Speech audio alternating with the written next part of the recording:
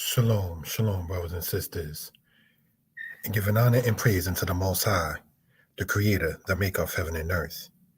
My name is Yeshaya Yisrael of the tribe of Dan of the nation of Israel.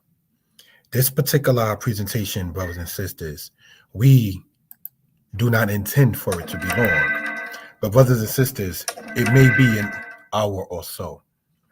We hope and pray that everybody is well and will be better. This presentation is brought to you by Danitepublications. And the genre, the theme of this is to get into the matter of Israelites in ancient Egypt. Now, why, brothers and sisters? Because our book, the scriptures, certainly from the book of Exodus into the book of Deuteronomy, speaks of such. So there is nothing wrong in going about a presentation on that, be it on this day or any other day, brothers and sisters, in this particular case. One of the prayers that I remember seeing as a child in the congregation I was raised in was when he brought Israel out of Egypt, then was his name proclaimed king. Or should I say, after all things were made by his desire, then was named proclaimed king. And that when he, the Most High, essentially became the God of Israel is during the Exodus. He said, I will bring you out of Egypt and I will be a God to you. God in Hebrew is Elohim, meaning power. The Most High showed his power in bringing the children of Israel out of the bondage of the Egyptians. So, brothers and sisters, what do we want to point out in light of that is this. And that is, we hope and pray that everybody is well and will be better. This is on the channels, Mordeh Yeshaya History Lessons, Mordeh Yeshaya Torah Lessons, as well as the Facebook page, Yeshaya Author Danites, brothers and sisters. And we, again, hope and pray that everybody is well and will be better. Shalom, my brother, Yirmiyahu. How are you doing, Aki? Now, I mean not to be cynical or disrespectful. I will say Shabbat Shalom back because I see that you typed it in. Personally, this is just me. This is not neither right nor wrong, but this is just me. I say, as I know you do, Aki, Shalom every day. So just being maybe a little in me, being a little silly maybe, I generally, this is me now, just say Shabbat Sas. Sas means what? Happy. You see that in the book of Psalms 119 in the Hebrew, all right? Or to rejoice in that particular case. So it's neither right nor wrong, but it certainly is not evil on any of the wording that is used in that particular manner. Again, brothers and sisters, we want to get into this, and we ask you all to get your pens, your pads, your paper, and to take notes. If I can be heard well and people are in good spirits, please type in the number 1. If I can be heard well and people are in good spirits, please type in the number 1. Thank you for that, family. Each person runs their own particular platform, their own particular way. Me personally, I don't mind asking and such. Sometimes I remember people saying to me, well, just keep on speaking, and if we don't hear you right, then we'll let you know. I find that to be kind of wrong because if I'm speaking and I get into the mode of speaking and I'm start feeling the energy of it, and then you tell me you didn't hear me for the past 5 minutes after you knew for 5 minutes, I'm like, wow, so that's why in part I say, if I can be heard, let me know in this particular case. Personally, I also feel that it makes the people feeling more welcomed and not just sitting there like week after week, presentation after presentation in that particular case. I want to, on a human level, give a shout out to my lady Sarai, who does encourage me to sit there and get these kind of matters done and accomplished. And brothers and sisters, we ask you all to get your pens, your pads, your paper, and to take notes. Thank you for that, brothers and sisters. A presentation, Shalom, honor to the Most High. Exodus chapter 1, verse 1. Now these are the names of the children of Israel, which came into Egypt. Every man and his household came with Jacob. So there's a couple of things that we can glean and ascertain, that these men had their own thing going on. They had their own substance going on. They had their own families and so forth and so on. That is important to have, brothers and sisters.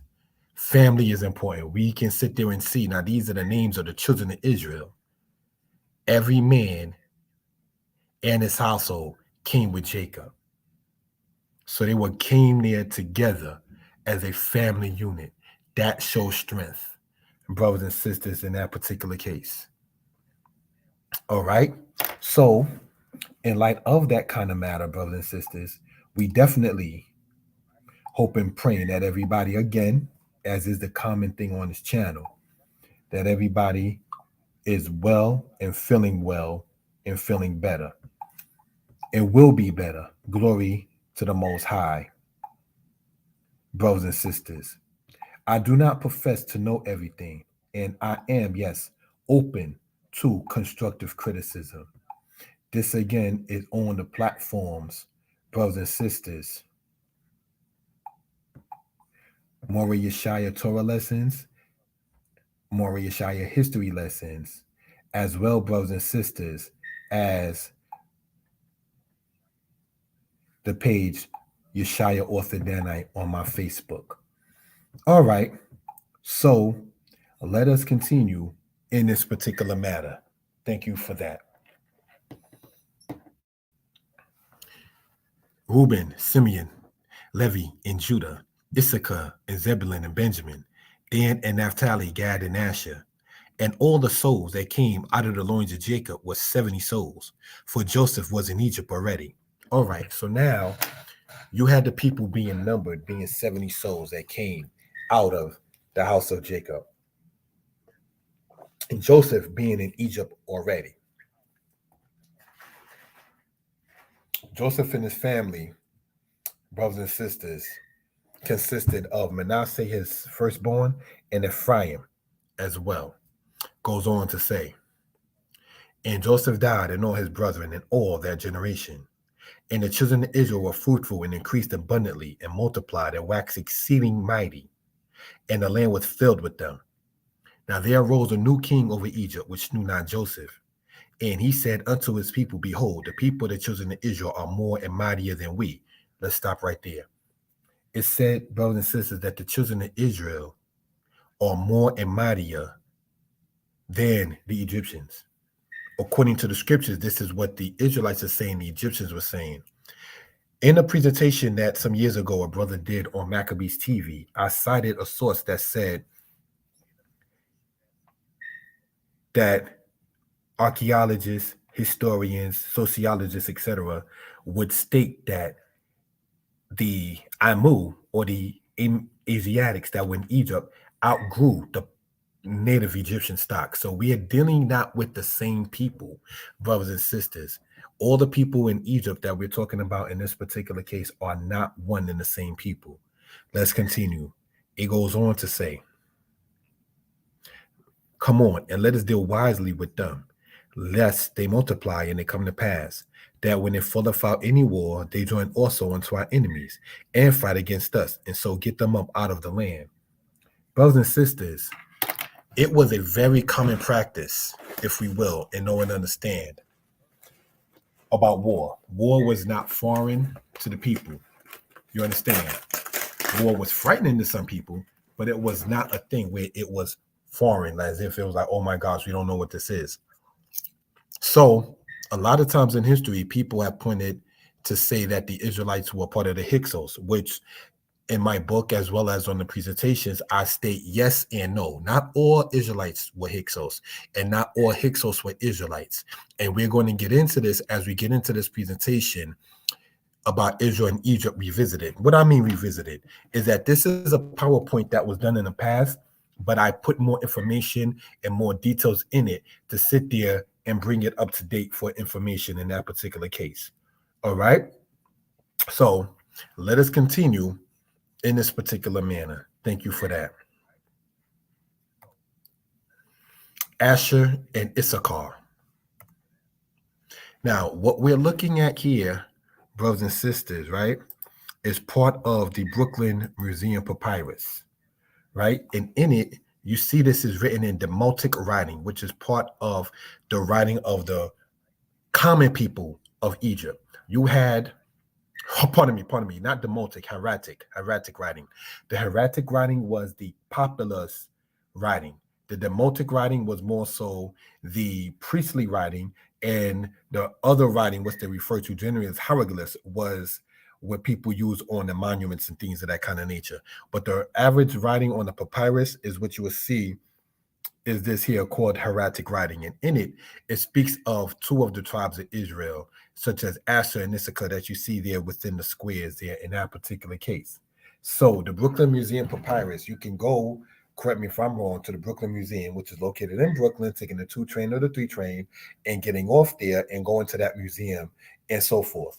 In the next presentation scheduled for later, that's to say 6 p.m. Eastern Standard Time, 5 p.m. if you're further west, and 3 hours later on Pacific time at 3 p.m., we intend to go into a matter speaking about monuments and museums. And why does a brother want to do that is because on the quote unquote social media world, if you will, ever so often they seem to want to keep on trying to quote bash the house of Israel.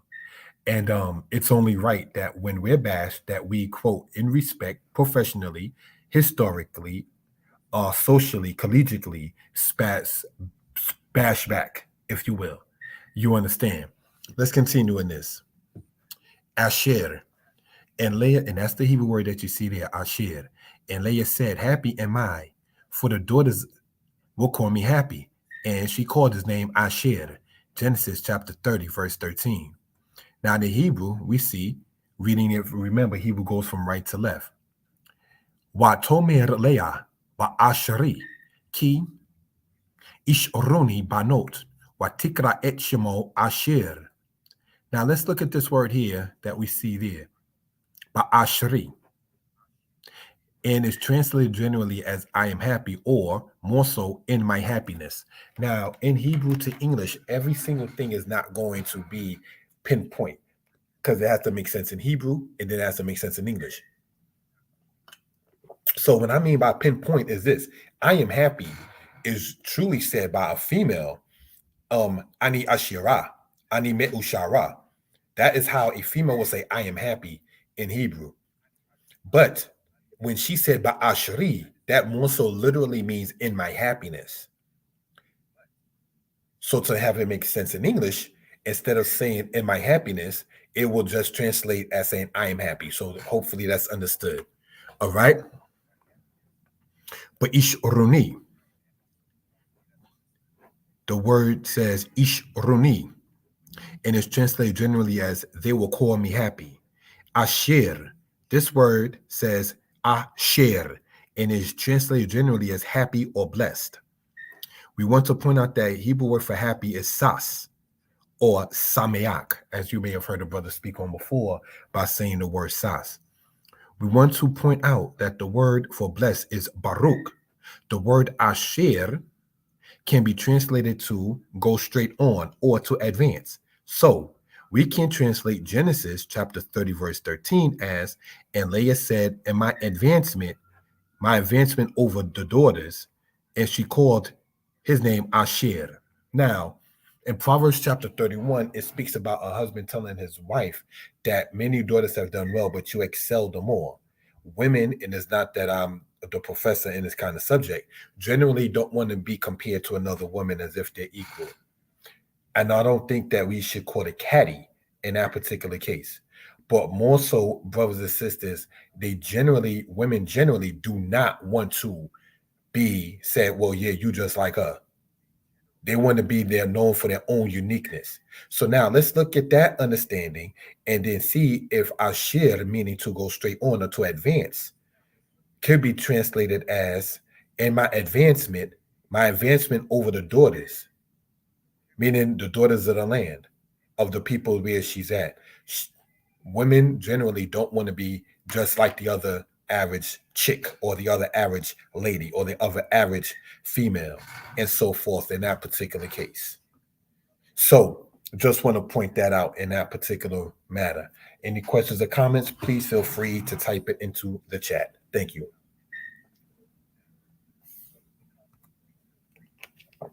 The matter of Joseph. Now, as we get into this, brothers and sisters, we ask you to get your pens, your pads, your paper, and to take notes. And thank you for that. This is concerning the name given to Joseph, Zaphanat Paneah. Some state that Zaphanat Paneah does not appear in any Egyptian record until the 10th century BCE, which we know will be 1107 BCE, which is certainly after the timing of Joseph. This information I came across in research. Zaphanat is obviously the Hebrew way of saying the Egyptian term Jitanaf or Jidunef. This means he who is called. This is seen periodically in what is called the Brooklyn Papyrus mentioned earlier. Thus, we can see Joseph's name as he who is called Aniyah. The term Aniyah represents the Hebrew word for the Egyptian Ankh. This means life. The word Anku means is alive. The rendering of Joseph's name can thus be said as Zetanaf Ipianku, meaning he who is called, he who brings life. He who is called who brings life. In that particular case, brothers and sisters, the matter of Joseph. Some people have pointed out that, as pointed out here, that Joseph's Egyptian name Zetanaf Ipianku or Zaphanat Paneah. Zaphanat Paneah is the Hebrew transliteration of what would be said in Egyptian as what? Zetanaf Ipianku. Now remember, the Egyptian term Ankh means life, and Anku means is alive. All right? He was called he who brings life. And one of the things, brothers and sisters, that Joseph was about was to bring life unto the people. See, the character of Joseph is very, very important. We want to talk about while speaking on the Shabbat. He ran away from the woman that wanted to just be adulterating with him and wanted him to be adulterating with her. We're not doing that, Potiphar's wife. What does that teach us as men? Don't sit there and say, oh, she quote, and I hate to have to say the term, wanted it. So therefore, you're going to sit there and be the fruit that's forbidden. You men dealing with the married woman are the forbidden fruit. You're not supposed to sit there and do that.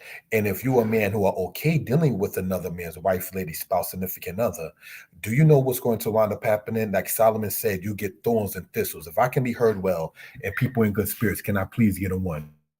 Shalom, my lady Sarai. Shalom. Peace and blessings to you too. I see you in the chat. Brothers and sisters, if I can be heard well and people are in good spirits, can I get a one? You know what winds up happening in that particular case? And you're that type of man who does that? Like Solomon said, you get thorns and thistles. And a woman, if she wants to sit there and stay with her husband, is going to blame everything on you. You have absolutely no business knowing that a woman is married, engaged, has a significant other, and you're going to sit there and talk about you want to sit there and be with her as well. You can't do that. In Israel, that doesn't hold weight. So now I remember a situation in which, and I mean not to shame no one, so I'm not going to say the person's name, or if you sleep with a woman and you didn't know she was married, how can that possibly be? You understand? How can that possibly be, brothers and sisters? How do you accidentally sleep with a married woman when you as a man should not just be going around sleeping? Everything is not clean cut to the exact math of it. But I remember one time my mother was expounding to me. I was about a teenager at the time. And my mother said to me, why is it that this lady doesn't want you to call her after 9 o'clock just to say to have a good night, after 10 o'clock just to say have a good night? My mother was saying, son, you're a fool. That woman has a man. Throw away the number. If you can't call to say have a good night after 9 p.m., 10 p.m., and it ain't because it is just a less than a whole minute conversation. Hey, just wishing you have a good night. We'll talk tomorrow. If you can't say that after 9, 10 o'clock, my mother was expounding to me, son, throw that number away. She got a man. You understand? And so these are the kinds of things to sit there and pick up upon and say in wisdom in that particular case. You know, and Joseph was a person that didn't want to deal with another man's wife.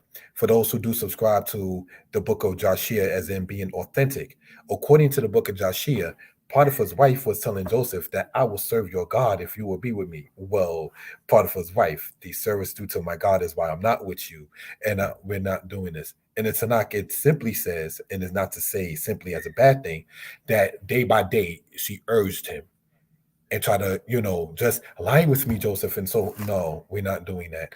And I would say to any sister, relative or not, that as I'm not a woman, but as a woman, if the thing that you can offer a man is that right there just goes to show that that's not um living your higher frequency, as the saying goes of today. That is, no pun intended, lower frequency, if you will. You understand? So we do not, brothers and sisters, want to lower, say, standard in that particular case. So getting back into this, Joseph, one who brings life, the kind of character that he had, coming out of the line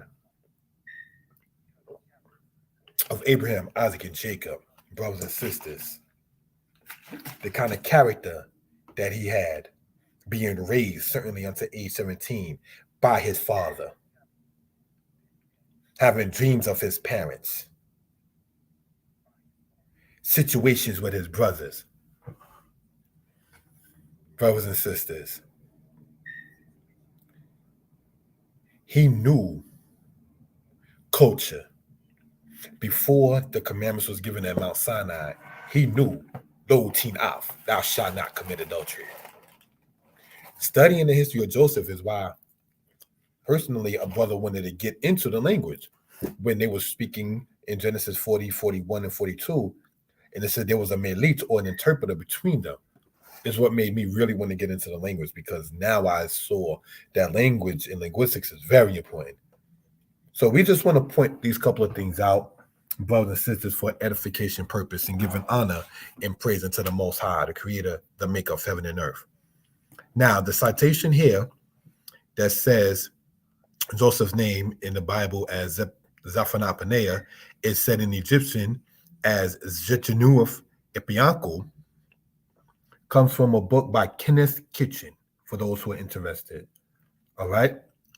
Kenneth Kitchen is the author from whom pointed that out in that particular case.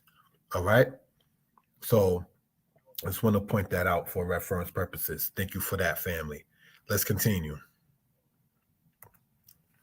Now, according to Wilkerson in The Rise and Fall of Ancient Egypt, we see names were hacked out of their monuments and changed in the official proceedings to deny them any good memory. Calm Waset to Benim Waset, arisen in Thebes to evil in Thebes. So this was somebody's name, brothers and sisters, Kwam Waset, but in the records, his name was changed to Benim Waset. Now, Waset is the ancient way of saying what they call Thebes in Egypt of today. In the Bible, Thebes was called No. You see that in the book of Nahum, all right? The land of No, brothers and sisters, is the biblical term. We're speaking land-wise, not saying no, like not saying it that way, but no is that in that particular case. So just want to point that out. So when you see no as a land in the book of Ezekiel, in the Bible, or Nahum, it's talking about the land of Thebes in Egypt. Let's go on. When Israel came forth out of Egypt, the house of Jacob from a people of strange language. Now, why do I want to point that out? When it says that names were hacked out of their monuments and changed in the official court proceedings to deny them any good memory. Before 1896, there was no mention of what is referred to as the Meneptah Stela. When me and my lady Sarai was in Egypt, brothers and sisters, we saw the Meneptah Stela. I remember walking with the tour guide. My lady and I was walking with the tour guide, and we was in a museum in Egypt, and I said, "That's the Meneptah Stela." And the tour guide was like, "Yeah." Immediately, I walked toward it. Now, my lady and I went to the museum after, without the tour guide. And to give credit on a human level to my lady, she knows directions very well, not to expose the business. Like, this is there, this floor is that has there. Very good with that, giving honor to the Most High to have that kind of mind, brothers and sisters. And I was like, I don't know where it says, like, Yeshai is over here, this way. I'm like, okay, cool. And so That's the museum that holds, as we pointed out, the Meneptah stela, which shows the Ishrael, or the Egyptian way of saying Yisrael. Now, that was found in Thebes by the crew of Flinders Petrie. Flinders Petrie lived in the 1800s and into the 1900s, and he was a famous Egyptologist, brothers and sisters.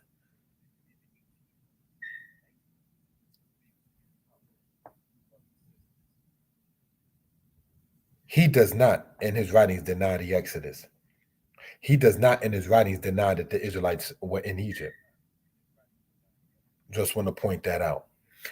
So, if there was a thing in Egypt of taking your name out of official records and out of monuments, then what will stop the Egyptians if they did it to their own people to sit there and not in their own records take the name of Moses out of their records, to take the name of Joseph out of their records? Because sometimes we as Israelites are asked, well, where's the papyrus that says that? Where's the bulla that says that? Where's the scarab that says that? But we already pointed it out, brothers and sisters, that Egyptians were known for taking their own people's names off of records. So why will they not have a reason to not take the name of another people out of their records?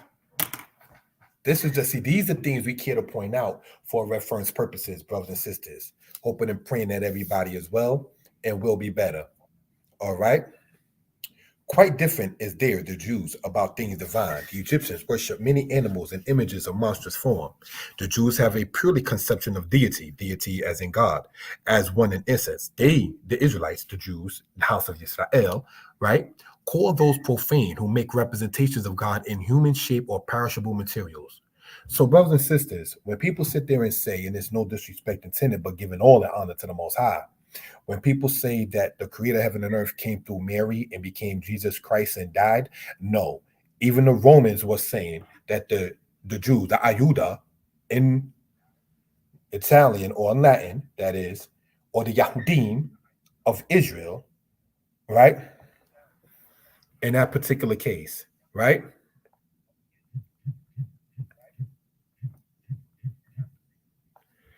Looking at it in that particular case, right?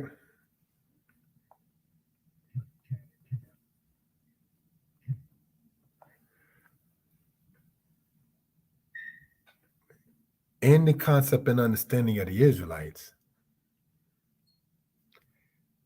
even the Romans were saying that the Israelites would call profane who make representation of God in human shape or perishable materials. Now, while I have many brothers and sisters who are friends who are messianics, the portion in the New Testament, while this is not a theme about, quote, oh, this is Old Testament versus New Testament, when you're saying that it's not thievery for the image of Jesus or Jesus to be equated to the God of the Old Testament, that is incorrect. That is in Philippians chapter 2. The Most High in Isaiah chapter 46 says, who will you compare me to that you will make me equal? We can't make anyone equal to the creator of heaven and earth. The Most High God, if I can be heard well and people are in good spirits, please type in the number 1. On the Shabbat and any other day, we're going to proclaim the glory and the respect that is due to the Most High, the one who gives us life, breath, the one who makes our life peaceful and causes us to breathe well. We're not going to sit there and want to shortchange the glory that's due unto the one who parted the sea. You understand? So these are things, brothers and sisters, that we care to point out. The Romans were saying that the Israelites call those profane who make representations of God in human shape and perishable materials. So the Most High God is not a man that walks on the face of the earth. When you read in Exodus chapter 15, and it says in the English, the Lord is a man of war. The Hebrew says, Yod-Heh-Wah-Heh Ish Melchama. Ish meaning man or chief. Melchama meaning war. A man of war, chief of war. That's to say what? A warrior. It's not saying that the Most High has parents. You understand? So these again are things we care to point out and want to point out for reference purposes. They, meaning the Israelites, believe that being or God to be supreme and eternal, neither capable of representation or decay. So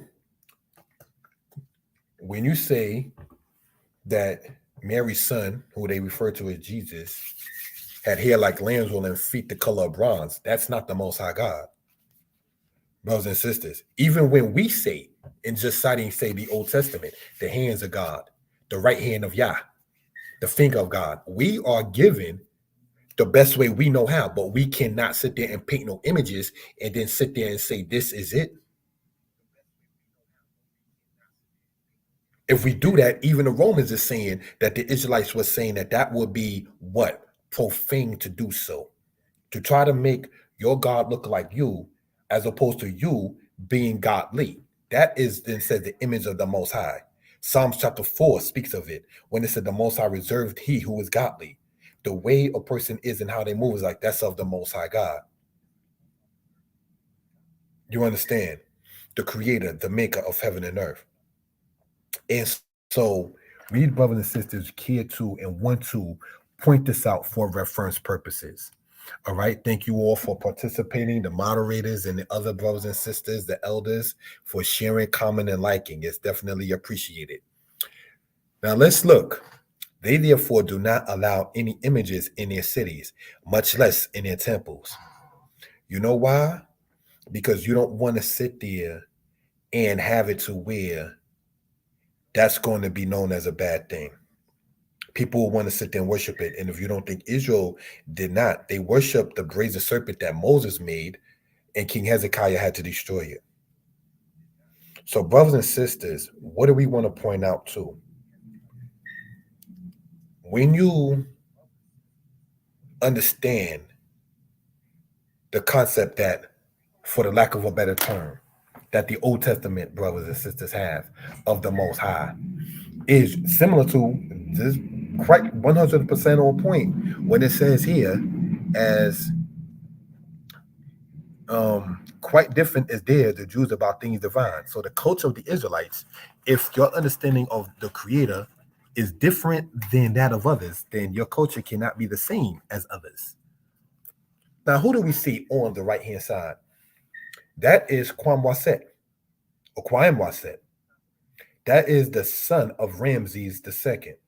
And in official records, they took his name, Kwamwaset, and changed it to Benemwaset. That's an actual Egyptian person that the ancient Egyptians took one's name and changed it to something else in records. So I state that to state that there's no reason why the ancient Egyptians would not sit there and take the name of Moses and Joseph and others and change it into their own records or delete it from their own records. If they did it to one of their own princes, the son of Ramses II. Let's continue on, brothers and sisters, in this case. In understanding the Old Testament about Bernhard Anderson, we see this. We have already noticed that the Joseph story reflects the historical conditions of the second millennium BC, when it was not unheard of for a Semite, that's to say Shem, to rise to power in the Egyptian court. Now, Joseph, we Israelites point out the character of Joseph. Why do you think so many Israelites are named Joseph? Why do you think so many Israelites are named Dawid? There, to show you, not trying to be funny, the spirit that Dawid had, you got people who think good of other people and name him Dawid when that man's name ain't even Dawid. Those who know what I know what I'm talking about. That person gave off that spirit like Dawid. Those who know what I know what and who I'm talking about. The energy that was there, meeting up with other brothers and sisters, was like, wow, that's like the spirit of Dawid. But meanwhile, this brother's name is not named David, nor Dawid. But it's the spirit and the ruach, if we will, that can lead to one to might say such a thing in that particular case. That's why we know things are spiritual, not trying to sit there and sound deep or mystical, at the same token. But brothers and sisters, why do you think you got so many Israelites named Dawid, named Mikael, named Yosef, and things of that kind of nature? But you don't find Israelites named Dathan. You don't find Israelites named sisters Vashti. You don't find Israelite sisters named Delilah. You don't find Israelite sisters named Jezebel. You find names such as Sarai, Ruth, Naomi, Naami, like Ima Naami, may the Most High bless her. So these are things that we care to point out for reference purposes. All right. According to Radford in his book, Donald Radford, in his book, Egypt, Canaan, and Israel in Ancient Times, he stated that during the Middle Kingdom, it was to be deduced that the Asiatic population in Egypt outgrew the native Egyptian stock. So we cited it earlier, but just wanted to, or we spoke on it earlier, now citing it here. Sorry, in that particular case. All right. Now, names of Avaris in history are Peronefer, Rawati, P. Ramses. Now, brothers and sisters, remember in the scriptures it said they built for the Pharaoh treasure cities, Pithom and Ramses. Get your pens and pads and take notes. So we're about to sit there and get into these kind of things. We want to bring information that our book talks about for reality purposes. It's not a fairy tale. It's not something that's made up, brothers and sisters, in that particular case. All right. So let's continue, if we will. The matter of Avaris. Here is the land that we're talking about. Avaris here shown, and I'm going to circle it in this particular case, right? I want to use the pen. I'm going to use black ink, if I may then.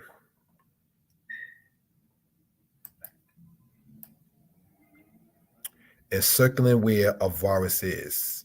That's the vicinity, brothers and sisters, where the Israelites were in that particular case.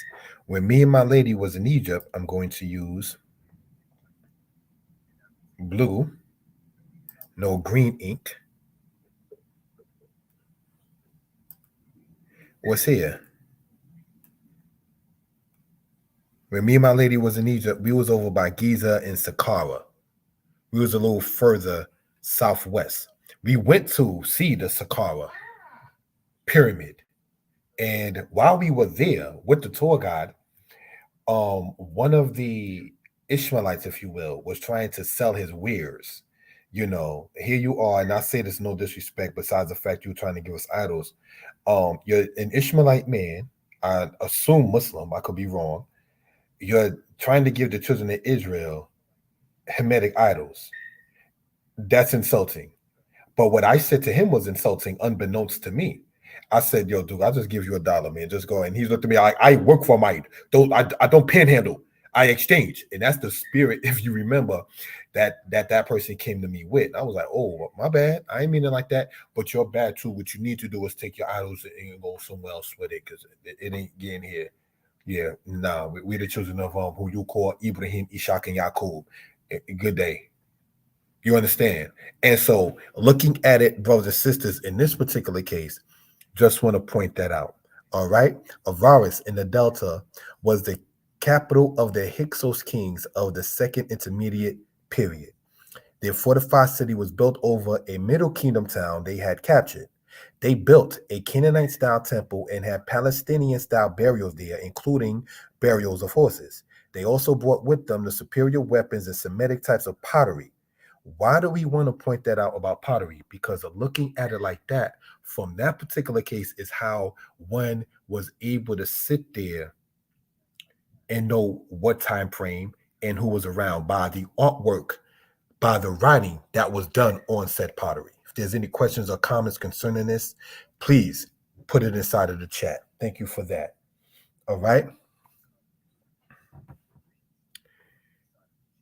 Although they were to a certain extent Egyptianized. What do we want to point out? Looking at the laser pointer. Palestinian style. Now, we know there was no name of Palestine for that particular area at the time, but the place existed, even if the name of that place that we call Palestine now did not exist then as a name. So let's look. Avaris in the Delta, as we're pointing out right here, shown there, circled in the black, right? That is not far from where the Exodus actually happened. When the Exodus happened, the Hyksos was allowed to be able to go in. The Pharaoh's army was drowned. And that's what you see in that particular case. So, what am I saying in part? The Israelites fighting the Amalekites, brothers and sisters, were those same Hyksos who went into Egypt. The people in Exodus 17 are the people who is known in history as the Tennis Hyksos in the second intermediate period that's set up in what you call Dynasty 15. This is why I stated earlier that part of the Hyksos were Israelites and part of the Hyksos were not Israelites, because the Hyksos were already known before they were in Dynasty 15, because there's no set name for a particular people called Hyksos, because it's in the terminology that's a byword given from one people to another. Let's continue, brothers and sisters. Thank you for that. Middle Kingdom pyramids were smaller and less durable than those of the Old Kingdom. Now, a lot of times we are asked, oh, okay, you're talking about Josephus saying that Israelites built pyramids. Yes, they did. Senusret II built his pyramid in Elahum. It is built of mud bricks that fill the gaps between massive limestone walls that radiate from the center. Brothers and sisters, the mud brick pyramids of the Middle Kingdom of Egypt, correct me if I'm wrong, is when it was built of bricks. Before that, they were built of stone. After that, they were built of stone. During the Middle Kingdom of Egypt, which a brother contends is when the Israelites were enslaved and the Exodus happened, is when you see in Exodus in the Bible, chapter 5, about them having to make bricks without straw. So were the people treated horribly? Yeah. Were they in mud? Yes, brothers and sisters. And what do they know?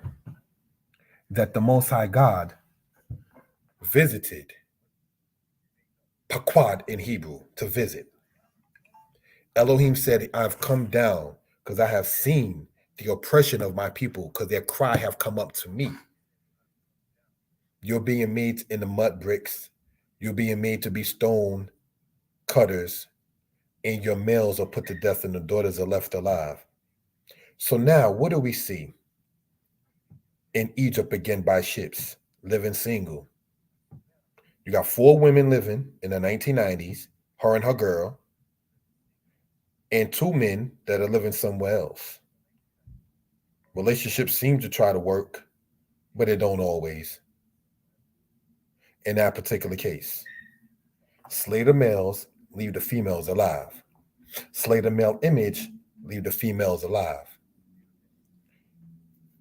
Brothers and sisters, in slavery, while we talk about Black History Month, did you know that in many cases the abolitionists, correct me if I'm wrong, were more so about with the Underground Railroad to save the females as opposed to the males in that case?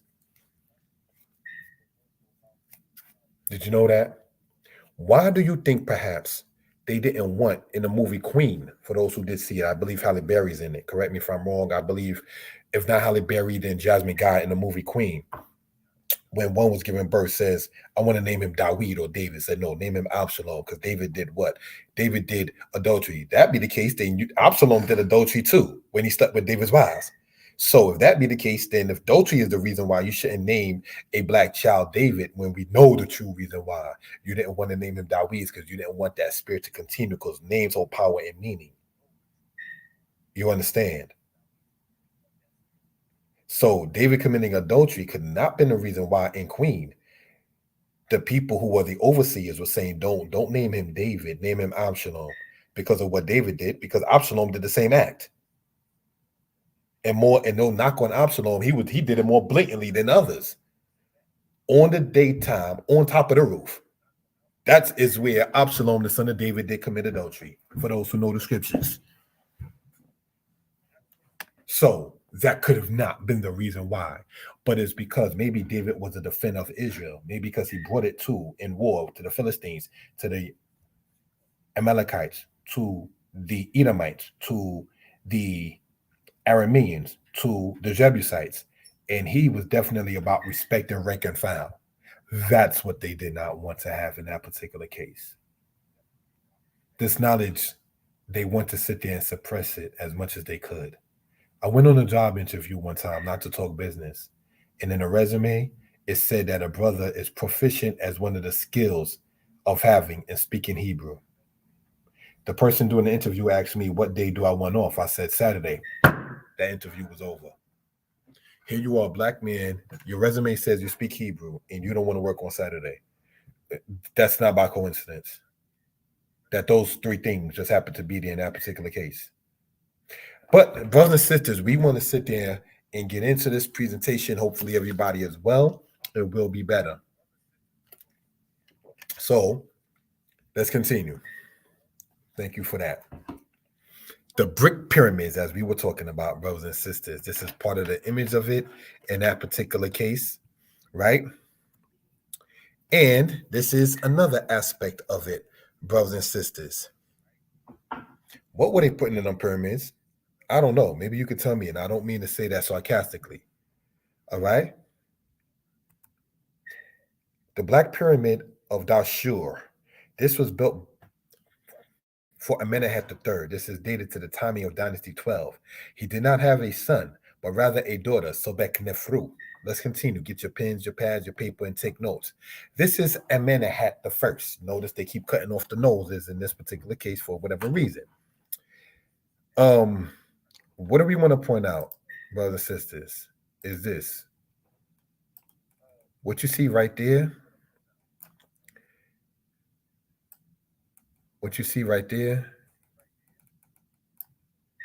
and we want to sit there, brothers and sisters, for lingual matters. Circle that there in green. I'm going to erase that because I want to use black.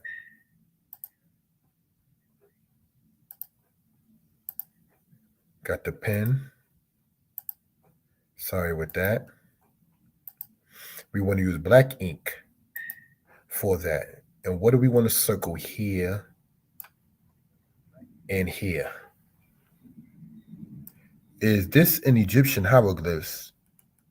Is I, as in the letter I, not as in what you see with, but I as in the pronoun itself. Like, no, pardon me, I as in yes, like I am and so on, right? So how do you get Amenemhat when the Egyptian doesn't have the bird there for the A? So how you get the A there in English? It's because it's not translated, it's transliterated. So for it to make sense in English phonetically, in phonics of English, they're going to say Amenemhat. So when people try to say that when we as Israel say Amen, that we get it from such as Amenemhat, such is not the case. Because in Egyptian, that is not an A, that's an I. You understand? So what is the next thing, brothers and sisters, we care to point out in that particular case? What you're seeing there being circled, what you're seeing here being circled, is a dual syllable in Egyptian, representing the M and the N. So you got the I, the M, and the N, and we're going to use a color code differently, if we will, the yellow.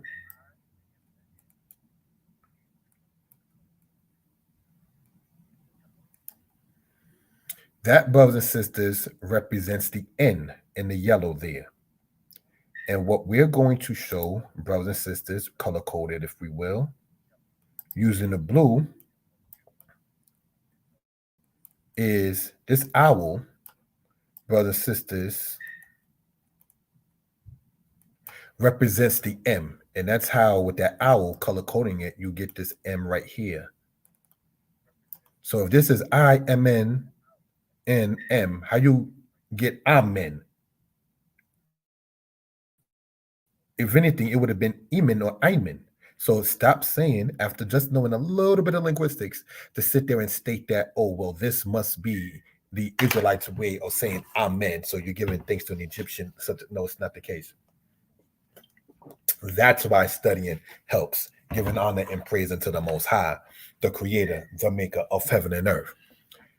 So just want to point that out for reference purposes, if you will.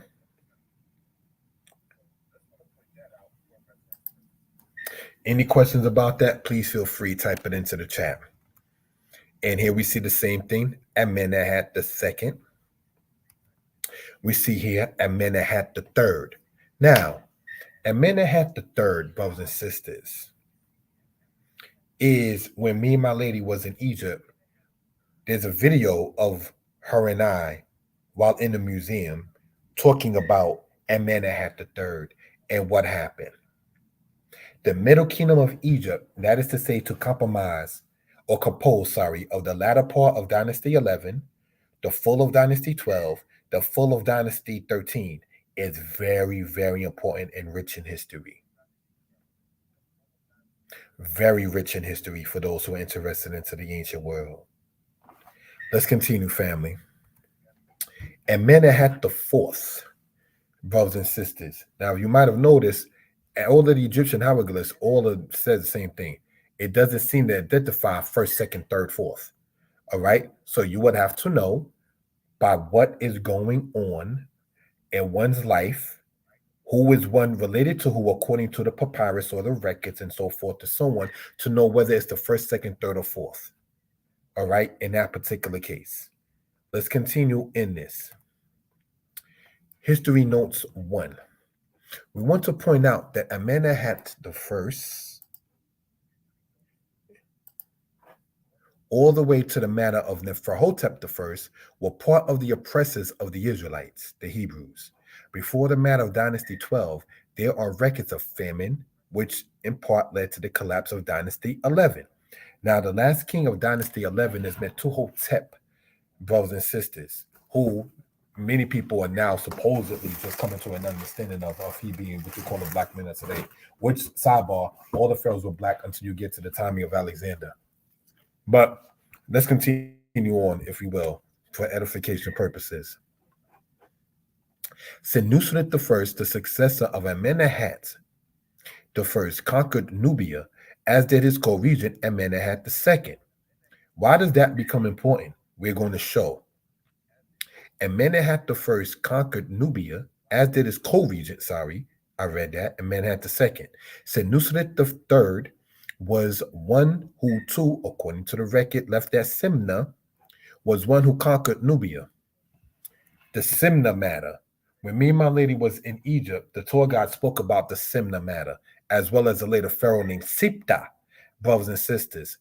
Sipta, if my timeline is right, lived during the time of the prophet Isaiah into Dynasty 19 and 20 of ancient Egypt. That becomes important because we're going to later on speak about what happened with the matter, say, with the later kings of Egypt and why trying to use Egypt as a catalyst for Israel's existence makes no sense. But let's continue, if we will, family. Goes on to say, Amenehat III being his nominated successor, Amenehat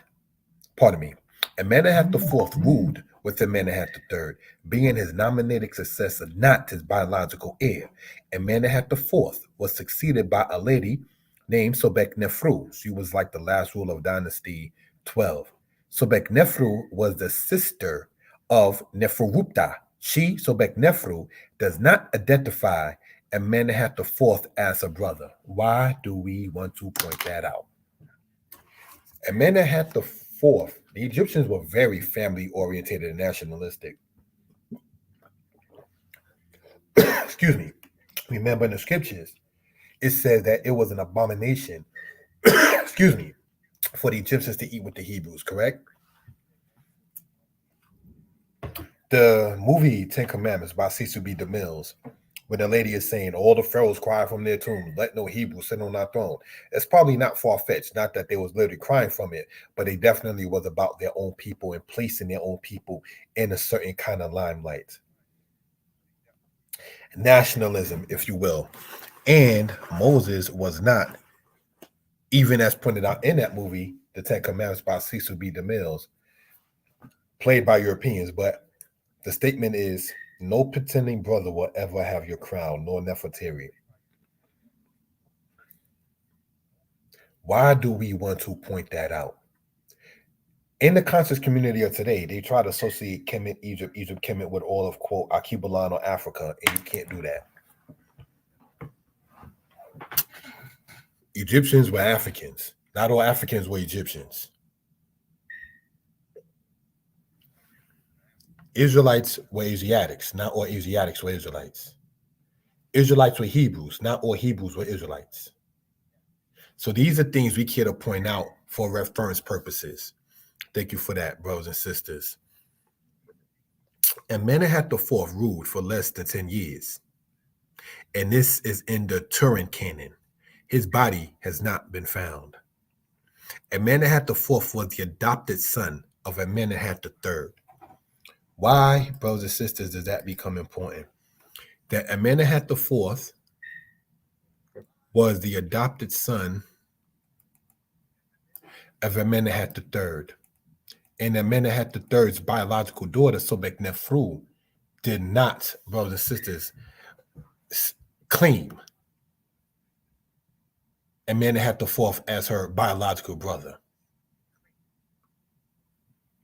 Since the parentage of Amenemhat IV is not, quote, certain, even in Egyptian records, and since his body was not, quote, found in Egypt, and since his reign was less than 10 years, we can come to some conclusion.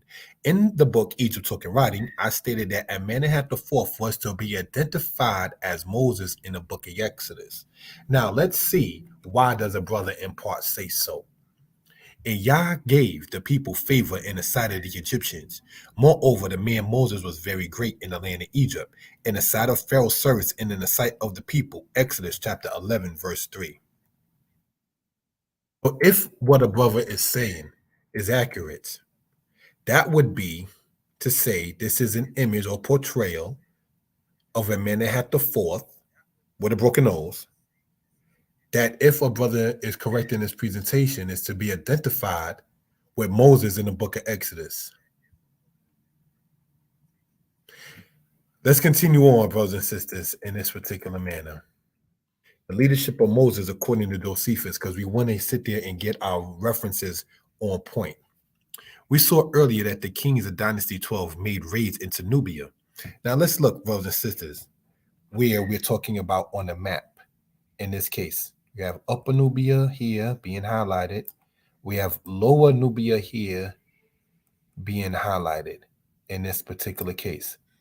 Now, when you start sidebar to talk about Elephantine and all of that, this is by the fifth cataract. That's during the Elephantine matter, Yeb, as it was called by the Egyptians and so forth, right? But the fifth cataract area is where the Israelites were at, as you go called Patros, when modern day Sudan. Just want to point that out for reference purposes. So now, if the kings of Dynasty 12, which would include Amenemhat III, as we spoke of earlier, which will include Amenemhat IV, which will include, brothers and sisters, Senusret, as we spoke of earlier, let's look and see what can we come to with here.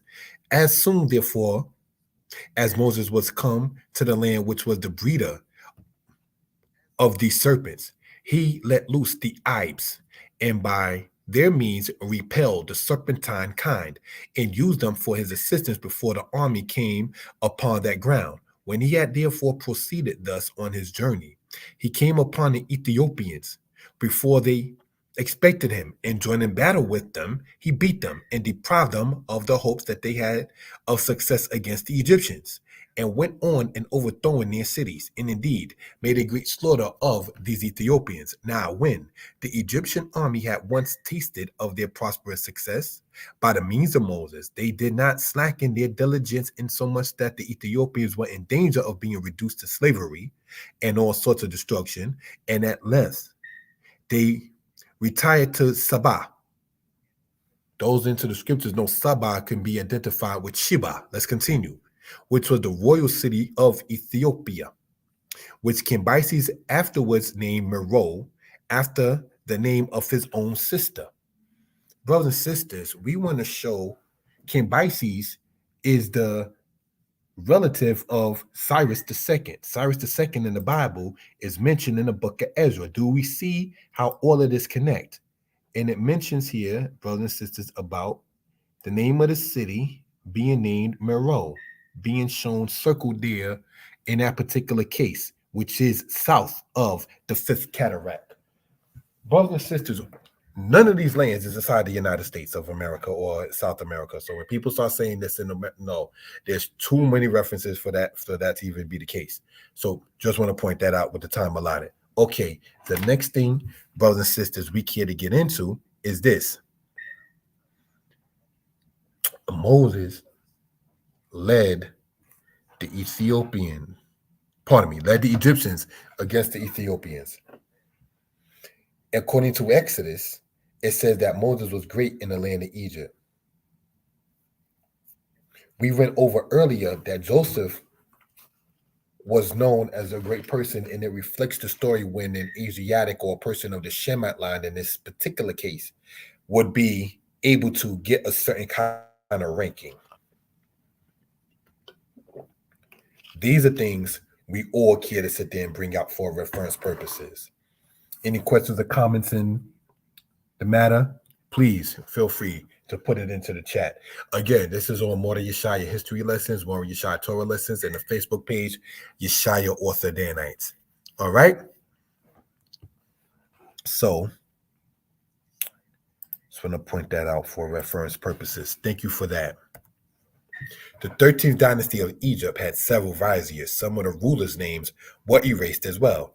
Not until the Middle Kingdom is there evidence for the use of number of foreigners, Nubians and Asiatics, as domestic servants in Egypt. Oh, they were not slaves. They were indentured servants. Ask the person who's just said indentured servant or slave how he or she feels. Some of us are getting paid at jobs that we still feel we are being enslaved at. Some of us still feel we're working for the ops or opposition in some of the employments that we got. Some of us are bored at our jobs. Some of us just sit there and turn down jobs because of whatever kind of reason. So, brothers and sisters, ask the person who's the worker, whether you want to say indentured servant, slave, or otherwise, how he or she feels about the matter. And not just take, well, we signed off on the check, so therefore you should just sit there and be happy. So you're not a slave in this particular case. We just pay you for you doing the job of more than one. We pay you for one salary for doing one particular job, but have you doing more than one job. So that means, yes, you are still a slave by even their definition. And I'm inclusive in it. I'm not trying to sit there and make it sound like, no. If I'm up there doing one particular job, front door person, not to get too personal, and I'm also mopping, I'm also elevator starter, I'm also fire panel person, I'm also plumber. Everything that you do at a particular citation or a particular site or job that you don't get paid for, that means it's enslavement. Correct me if I'm wrong.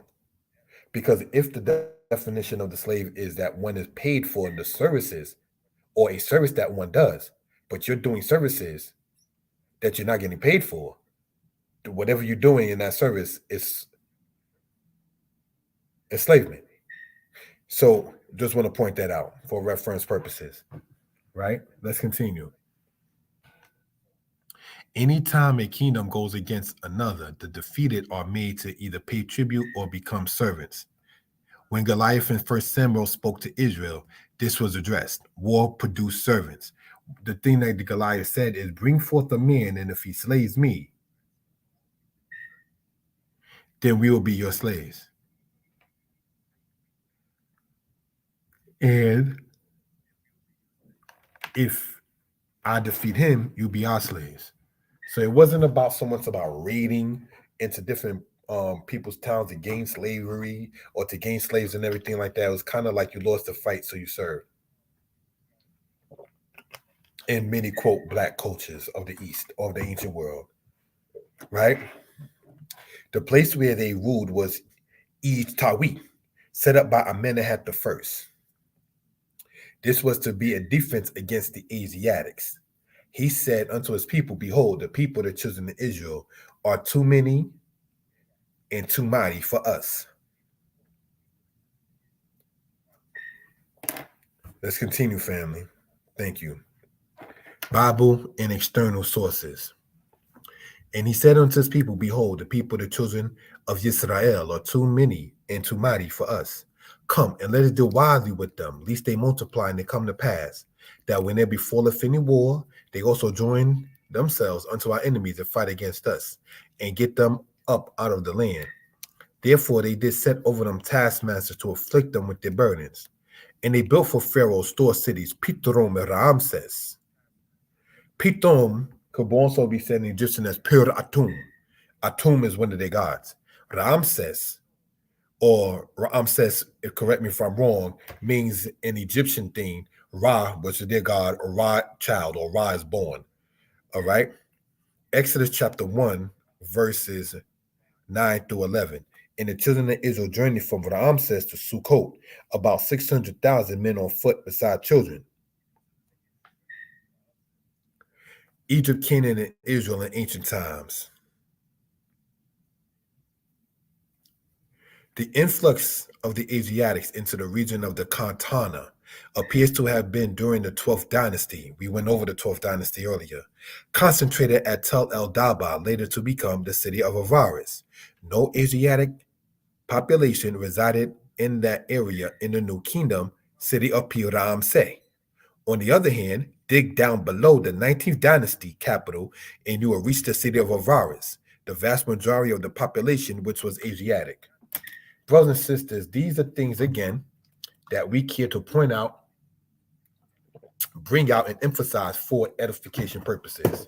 If there's any questions or comments concerning that, please put it into the chat. Thank you for that. The matter of bricks. Here we see on how the bricks that were made were made. These bricks were used in the Old Kingdom, then in the Middle Kingdom of Egypt. We contend that the Exodus happened in the era, that's to say the time, of what is Dynasty 13 of Egypt, before the advance of the era or the time of the ruler Seletis, the Hyksos ruler. Let's look. That's how they were making bricks, in part, in that particular case. All right. This is Pharaoh Neferhotep of Dynasty 13. The Pharaoh Neferhotep, who did not have a son to rule, whose son died before him, and who after his rule, his brother Sealthor lost Avaris to the Hyksos. We want to point this out for reference purposes. The Hyksos that we were talking about, brothers and sisters, are the Amalekites that are to be identified in Exodus 17 that did fight against the house of Israel. Neferhotep's son was Ha'ankef. He did not succeed his father, but died before him. Neferhotep, the first brother, was Sealthor, and he lost Avaris, which was the place where the Israelites were enslaved, to the Hyksos. All of this is correlated in history. Let's continue, family. Pithom Ramses. And the Egyptians made the children of Israel to serve with rigor. Pithom is Pi-Atum in Egyptian, or Per-Atum by some. Ramses is the Avaris, which was before it called Pi-Ramses. Before there was called Hut-Wawet. Wa Ya'abidu Mitzrayim et Bnei Yisrael Bafarek. What are we talking about? Wa Ya'abidu Mitzrayim. In Egypt, they called the children of Israel to serve. They made the children of Israel serve. The causative aspect. Et Bnei Yisrael, even the children of Israel, Bafarek, with rigor. Focus was called Kesan by the Greeks. The same place was called Goshen by the Israelites. What was called Pi Ramses is now called Fikus, and the place called Kontir. All of this is being in northeastern Egypt, brothers and sisters. So again, these are things, brothers and sisters, we care to point out for reference purposes. Let's continue, family. The area we're talking about, Avaris, Goshen, Pithom, all right there in that particular case. Seneptisi and Sobekotep III, 13th dynasty. Seneptisi, brothers and sisters, was a woman who had servants.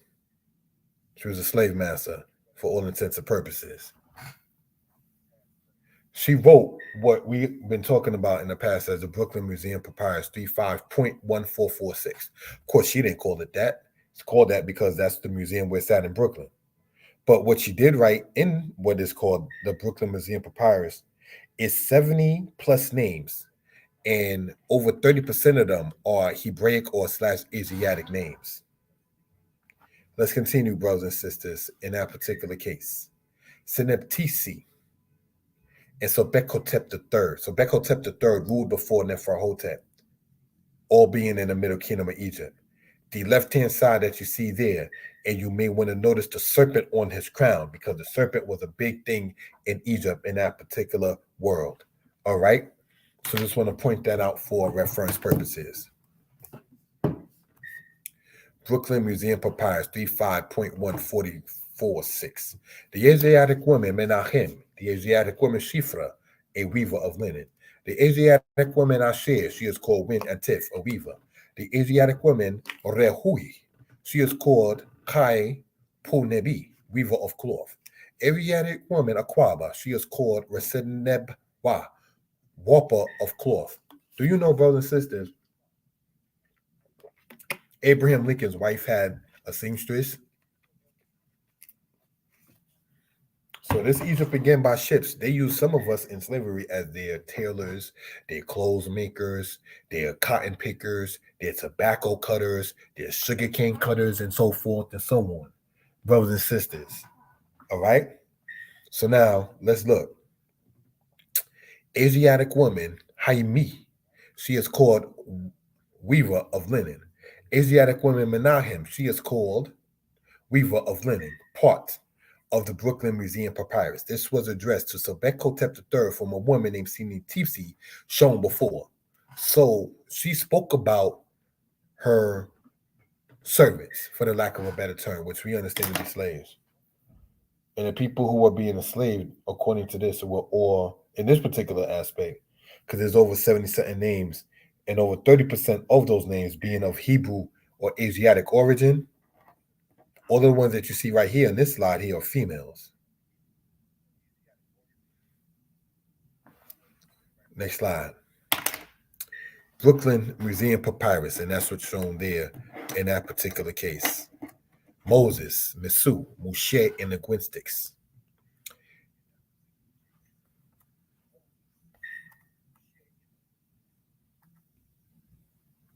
In Egyptian, Mesu means be born, and Mesus means child. Moses is the Egyptian, Moses is the English transliteration of the Hebrew word Moshe. And Pharaoh, the Pharaoh's daughter we read of in Exodus 2, is Sobeknefru, the daughter of Amenemhat III. These are things that a brother is presenting for reference purposes. The daughter of Pharaoh that went to go and wash by the river, that found the baby in the basket, her name was Sobeknefru. She was the daughter of Amenemhat III.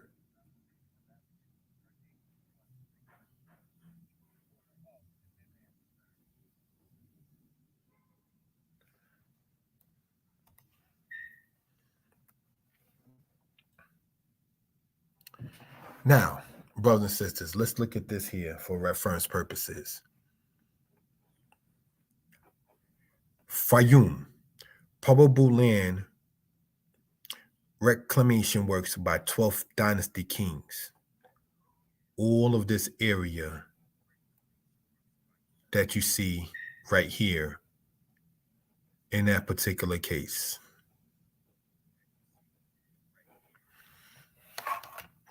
Let me circle it, brothers and sisters. So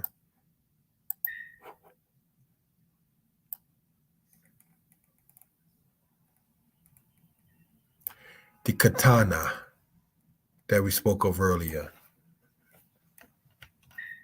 Any questions? Let me know. Thank you for that.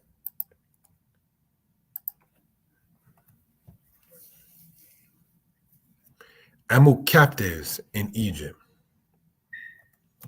Danitepublications.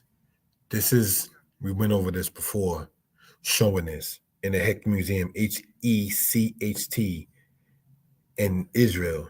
Now, that area there have been pointed out. That's where the tribe of Naphtali lived in the ancient world. Brothers and sisters.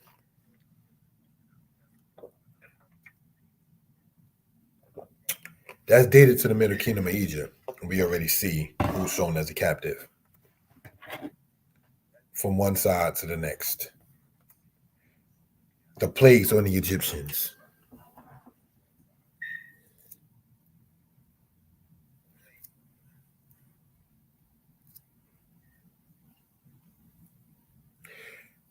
I want you, if you care to screenshot this.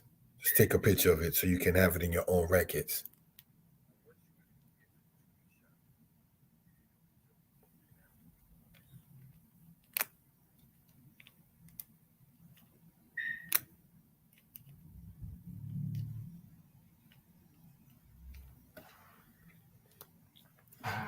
The plague of blood, the plague of frogs, the plague of lice, the plague of flies, the plague of the death of cattle or murrain, the plague of boils and blains, the plague of hail and fire, the plague of locusts, the plague of darkness, the death of the firstborn.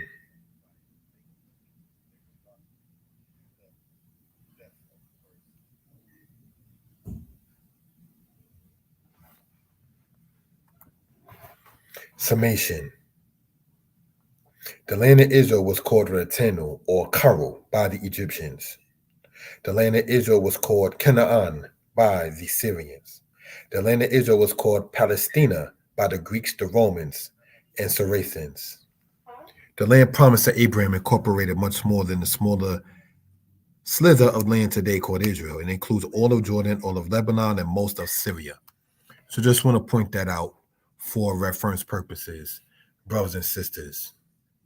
And giving honor and praise unto the Most High, the Creator, the Maker of heaven and earth. We hope and pray that everybody is well and will be better. We hope the presentation was not too long. We hope that it was informative and understood. I can be reached at 908-587-4841. All right. That again, I'm going to put the number in. Thus concludes this presentation. 908-587-4841. I'm going to put it also in this chat. Thank you for that, family. 908-587-4841. We're going to close out in prayer and give an honor to the Most High, Creator of heaven and earth.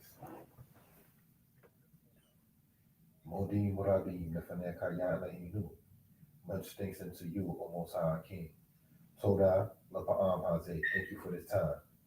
The Dabir al Sipure Israel, to even speak on the stories of Israel. Wagam King, Lahar Ot et Meo Deaka, even to show your might. Lahar Ot et Eloheka, to even show your powers.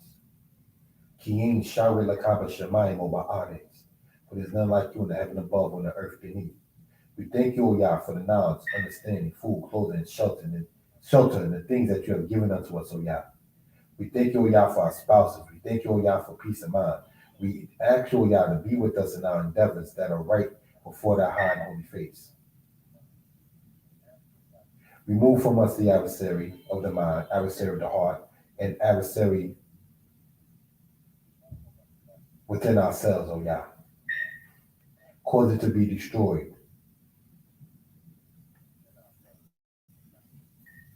We say, Toda Yah.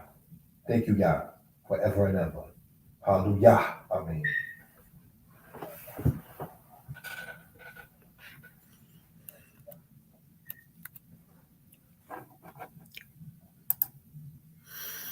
So, brothers and sisters, in giving honor and praise unto the Most High, the creator, the maker of heaven and earth. Thus ends this particular presentation. If there's any questions or comments, please, we ask you to put it within the chat. I can be reached at that number by text or call. Thank you for that. We ask you, brothers and sisters, to comment, like, share. There is a presentation coming up, Elohim willing, at 6 p.m. Eastern Standard Time. And this one, we're asking you too to get your pens, your pads, and to take notes.